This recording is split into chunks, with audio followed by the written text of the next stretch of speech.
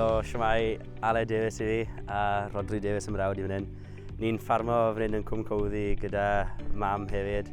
Adael Cwmcowddu Sir Gyfyrddin I ni.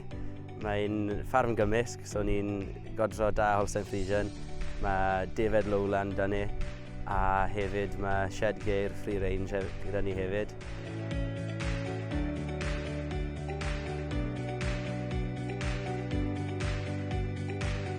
Licen ni edrych mewn I gwella effeithlonrwydd y dagodro ynglyn â wneud well job ohonyn nhw ynglyn â ffordd ni'n pori'r da a cael nutrition well dros y gia. Fi'n credu mae lled yn ei wella fyny a ar gefen hynny wedyn deith pethau at ei gilydd bach yn well. Mae eisiau ni wneud fwy o defnydd o'r tail sydd da ni. Mae gwerth lot o fertiliser yn dod mas o'r shed geir, felly bydd wneud fwy o iws hwnna yn tipyn o beth I gallu lleihau y fertiliser ni'n prynu mewn de.